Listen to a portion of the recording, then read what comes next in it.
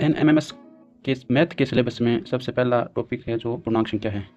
तो बच्चों सबसे पहले हम उनके बारे में समझेंगे कि परिमेय संख्या क्या है, परिमेय संख्या के प्रकार और तुल्य परिमेय संख्याएं और मानक रूप क्या होता है।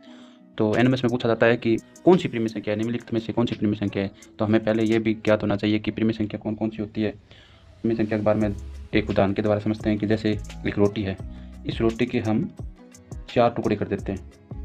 ये 4 भाग होगी ना, 1 2 3 4। 4 बच्चों को हम अगर इस रोटी के टुकड़े को दें तो कितना कितना आएगा प्रत्येक बच्चे के। एक बच्चे के कितना आएगा, 4 भाग है ना, तो 1/4। दूसरे बच्चे के भी 1/4 आएगा। इसी प्रकार ये एक चॉकलेट है मान लो, तो 2 बच्चों को देंगे, आधी आधी देंगे। तो आधा कैसे लिखते हैं, 1/2 आधा लिखते हैं ना। तो इस तरह कौन सी संख्या आएगी, देखो 1/4 आ गई अपने पास और 1/2 आ गई।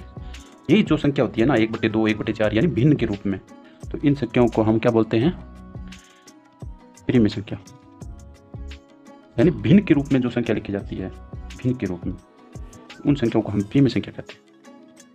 द्वितीय भाषा में ऊपर वाली संख्या जो अंश होती है उसको मान लिया p है और नीचे वाली को q मान लिया। तो ये किस रूप में बन जाएगी, p/q रूप में बन गई ना। तो परिमेय संख्या की परिभाषा क्या हो जाएगी कि p/q के रूप में जो भी संख्याएं होती है उनको हम क्या कहते हैं, परिमेय संख्याएं।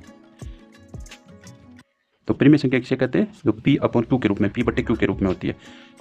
लेकिन यहाँ पर हमें ध्यान रखना है कि q है वो कभी भी 0 के बराबर नहीं होना चाहिए। ये 0 के बराबर है और अगर हम इसको काट देंगे तो ये क्या हुआ, इसका मतलब हुआ ये q 0 के बराबर नहीं होगा। तो इसका मतलब है q 0 के बराबर नहीं होना चाहिए, तभी ये परिमेय संख्या होती है।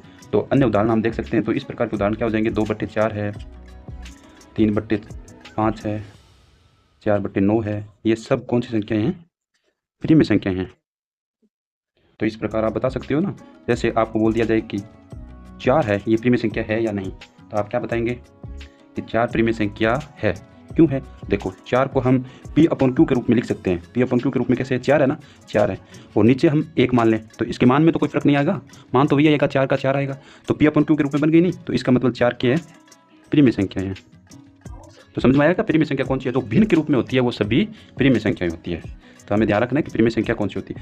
ऐसी संख्याएं जो परिमेय संख्या नहीं है वो कौन सी हो सकती है आपकी, अगर अनरूट में आए, अनरूट में आ जाए, या हम क्या बोलते हैं हिंदी में इसे वर्गमूल, √2 है, √3 है, यानी वर्गमूल 3 है।